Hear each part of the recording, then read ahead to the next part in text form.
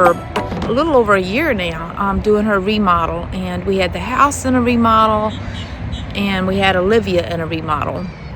And we just kind of come to heads on it and kind of, I guess, got burned out. And we are jumped on the house to get it finished so that we could enjoy the house before we sell it, and then sail on Olivia is our ultimate goal. But we should be back on her in about 2 or 3 more weeks. I know we take a cruise about 2 more weekends, so probably about 3 weeks before we get back on Olivia.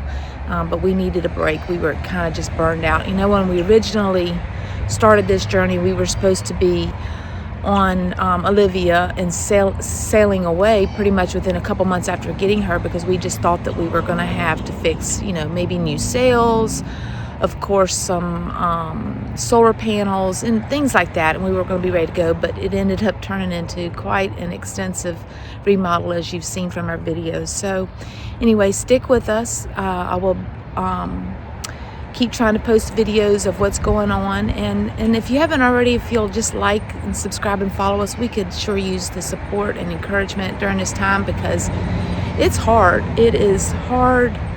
It's hard. Not only is it hard work, but it's hard to keep yourself going, knowing you still have, you know, possibly, you know, another year. Hopefully that's all that we have left before we are done with her. But seeing the dream and wanting the dream, but yet so far away, and we could just use the support and encouragement. And have a great day, and hope you enjoy the video.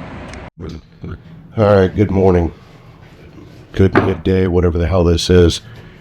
Again, all my days and times are running together, so I guess it's about 11:15. It's been a minute since I've been filming. Let me see if I can get a better angle here. Yeah, it's been a minute or two since I've been filming. I've been pretty slack about doing it because I've been so, you know, beat up with these projects that it's just not been a priority to pull the camera out. That we, you know, Gina and I had the flu at the end of January that has been lingering for both of us, and now I'm sick again. I don't know if I've got a cold or if it's the 7 million metric tons of pollen that gets dumped on the ground here a day or what, but it's kicking my butt. I feel like I got a cold, but who the hell knows? Anyway, I took yesterday off, yesterday being Friday. I worked about 2/3 of a day on Thursday, because Wednesday, I was on my face down inside of a hatch, that one right there, and right back in there is where my gray water drain manifold is, right? So there's a T manifold there that all of the drain work from up here piped into, and then that PVC goes clear along the longitudinal axis of the boat down at the keel and dumps into the deep bilge. So I was down there digging an old piece of rotted hose off of that manifold, getting ready to put the shower pan back in, which you guys may or may not have already seen me put a new back plate on that. But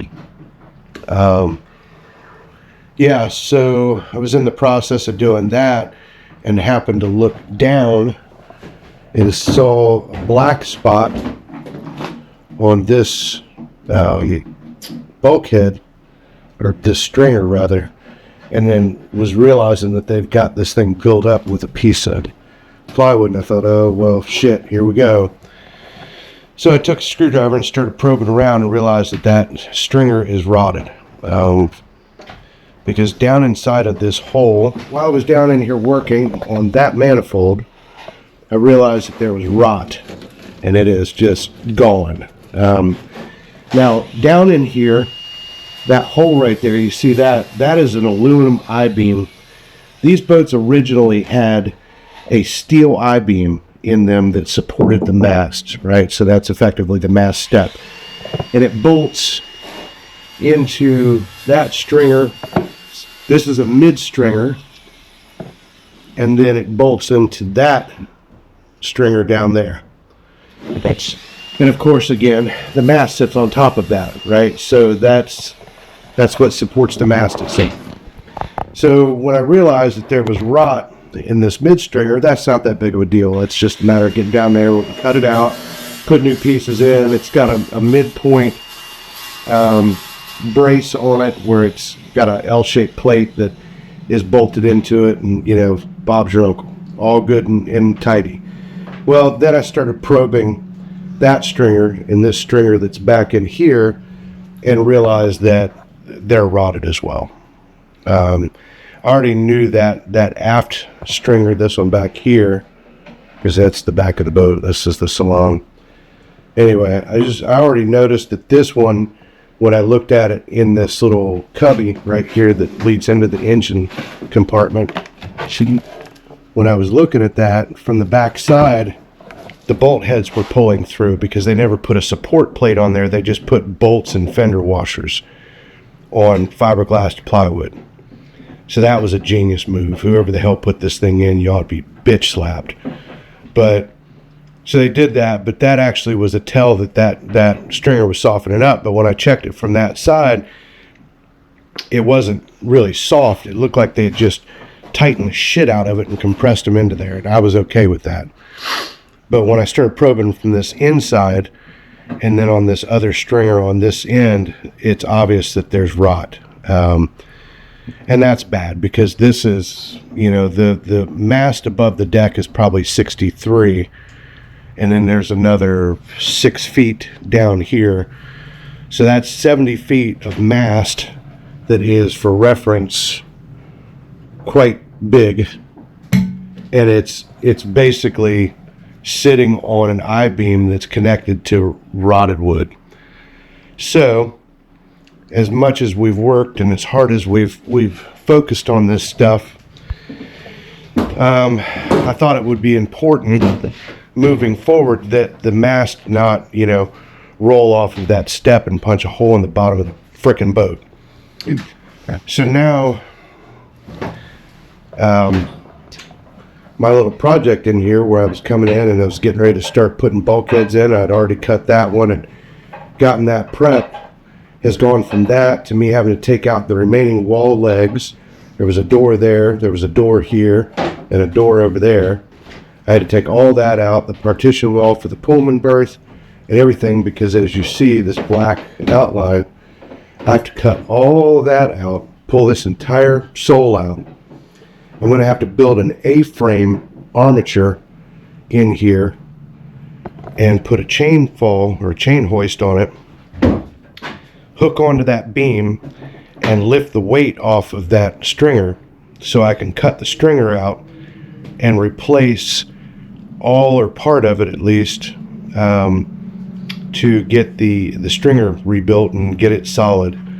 And I've got to do that on this side, and most likely I've got to do it on that side. Now this side, I'm not sure how expansive the rot is over there. If it's relatively minimal, then I may just sister it up, fiberglass, put a thickened putty in there, or fiberglass resin with chopped mill in it, flood that with liquid, pack it with that, put a plate on the front of it, excuse me, and then glass that whole thing over and then re-bolt that, which of course means I'll have to get in there and cut the end of that I-beam off to account for the change in thickness of that I don't know yet, because today is the magic day where I pull this sole out and then we see what the hell we're actually dealing with. Up till now, it has been speculative based on my ability to visualize what the hell's going on. In order to see this stringer down here, I have to work in a space that's half the length of my size 10 foot and reach back, and then reach over here past this waste tank and probe it from that side. So I have not had very good access. So I pray I get in here and find out that a lot of this stuff is superficial, and I can, support this, pull plates off, do a couple of layers of 1708, bolster any of that soft area, replace scab, whatever, and then put it all back together. But my luck doesn't tend to run that way, so who knows what the hell is going to ultimately end up happening. So yeah, today is going to be pulling that sole out and then ripping the last ounce of hair I have out of my scalp, trying to figure out how the hell to fix this. Buddy I got here at the marina said to me the other day, he's like, "Oh my God, how are you going to handle that?" And I said, "I'm going to go medieval on that shit.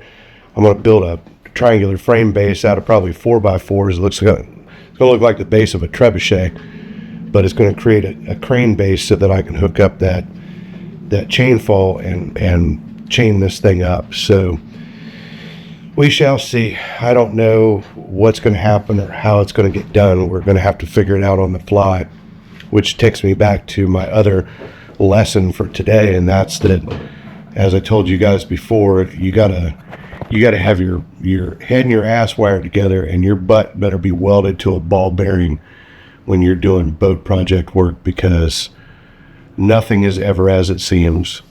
If you think it's going to take an hour and a half and cost $300, you might as well figure it's going to take 2.5 weeks and cost $5,000, because that's just the way this shit goes. But I don't know if you guys can see all these little particles floating in the air, but that's not dust in here. That's pollen blowing through the friggin' hatches, because again, it's not bad enough that we have pollen, but we got to have all of it. So I'll set you up and do the cut through and see what we got to work with.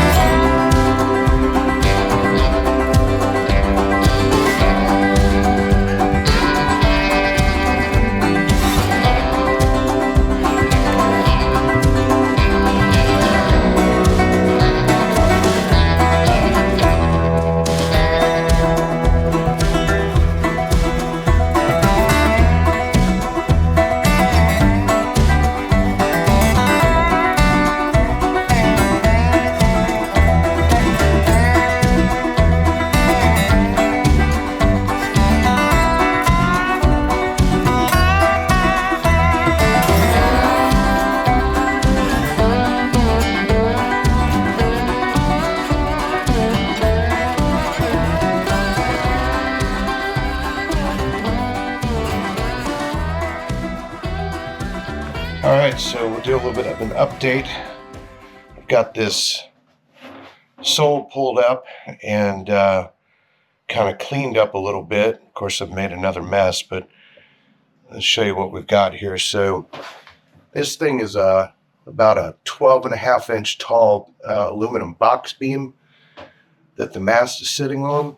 It is bolted on each end, and as you can see, for whatever reason, when they bolted this thing in, they just ugga-dugga the friggin' bolts to death and pulled them into the wood. So I would imagine that was either originally like that, or that when they have retightened, I don't know. I really don't know. Nothing on this boat makes sense half the time. You look at shit and you're like, what in the frig were you thinking when you did that? That just makes no damn sense. But anyway, so I got this exposed. These middle two stringers are just little stubs that stick out, but they also were bolted in with these angle brackets, one on each side, And unfortunately, they are, get you down here, they are rotted out. So, as you can see, completely rotted out. This is just gone. That's not actually wood that I'm hitting right there. That's a fiberglass skin from the tabbing.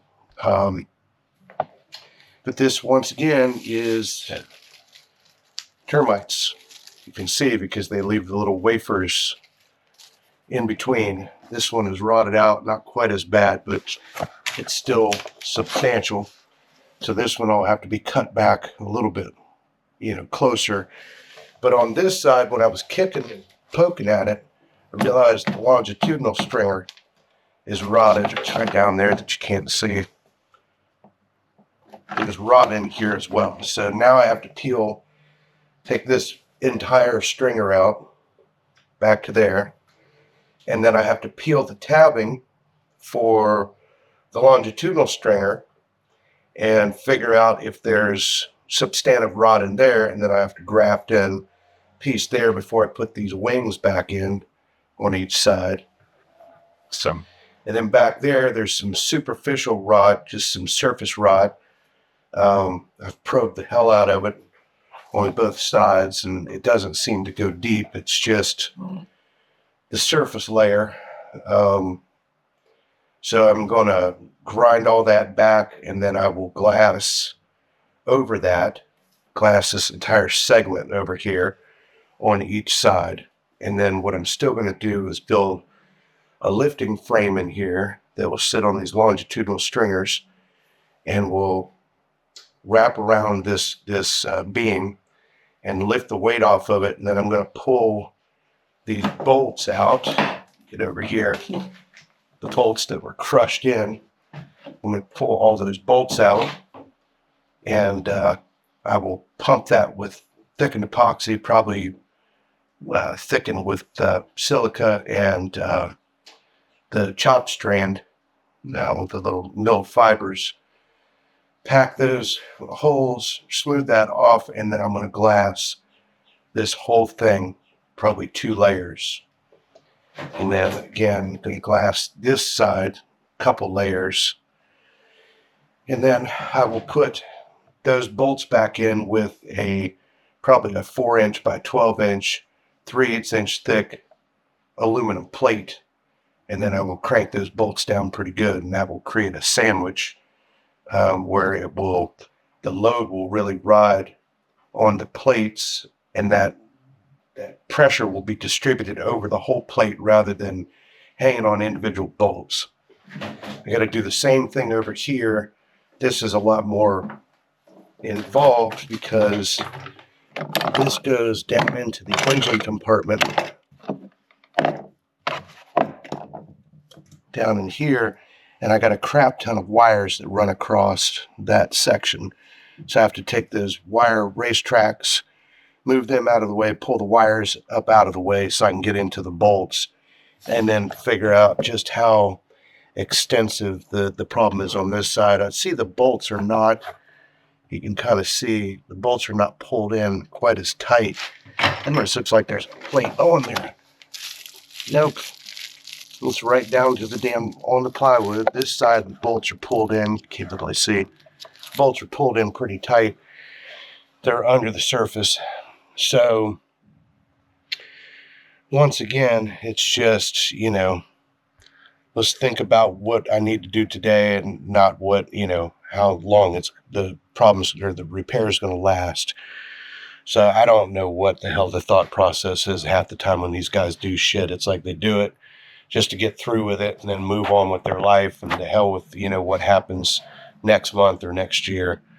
So that's the bullshit mess I'm left with. So I've got to unscrew this situation pretty solidly, or we're going to have a motorboat, because this mast has got to be stable. Thank God I put the digital level on this thing, the little level cube, and it is within a couple tenths of a degree of being dead level in 2 different axes. So forward to aft and port to starboard. So that tells me that miraculously the beam hasn't moved. It hasn't dropped. It hasn't rotated. Nothing like that. The rigging on the mast is still taut. Probably needs to be tuned, but it's still pretty tight. So thankfully nothing has moved and nothing has collapsed. But we were getting pretty damn close to that place. So like I said, this mid stringer is not that big of a deal that it's rotted. It's really more of a secondary brace and a stabilizer. So if one end of this should fail, that would prevent the beam from rolling. So I think it's fairly important. So I'm going to actually fix that first to create stabilization, and then I will use a lifting frame with a couple ton chain hoist on it just to support the weight of the beam. I don't really want to move the beam per se. I just want to take as much load off of it as possible so that I can get these bolts out of here without having to beat the hell out of them to do it, because I don't want the thing to drop. But anyway, that's kind of where we're at, and God knows what's going to happen, tomorrow. But today, that's where we're at, and I got to get this shit fixed because, again, we were in the middle of doing the v-berth, as you can see, and when I accidentally found that was pretty substantively rotted, that stopped the v-berth premises. And, this is where the shower was at. You see there's a lot of rot in that bulkhead, so I got to either cut that out or graft in a piece, and then I'll end up sistering that whole wall just to support it so that it's nice and substantial. Peel the rest of that friggin' melamine off and skim that with thickened epoxy and put another piece on there again to thicken that up.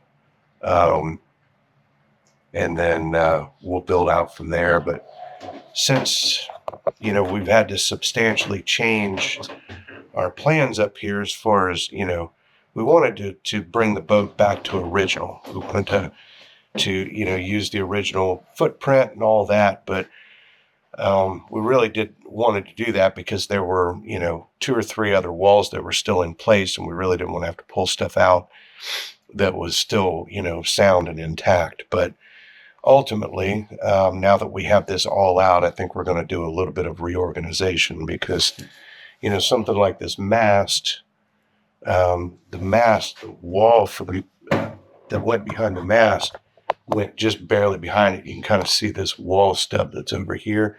It left almost no room there, which makes me nervous because then you can't inspect the back of the mast. Like we see a lot of corrosion and things like that where we've got oxide build up and the paint is blistering off and all that. But if there was a leak back there, we wouldn't see it. It would leak right down the mast and right in the bottom. It clearly has been multiple leaks because, this box beam, the inside of the box beam's got water standing in it, and a bunch of soupy shit that used to be wood once upon a time. So anyway, we're just going to keep figuring it out as we go along. I don't know what the hell else to do. It is what it is. It's just another disappointment and another setback to deal with, but it's life in the big city, I guess. So, but I'll just, as we're going along, I'll keep you updated and we'll go from there. All right.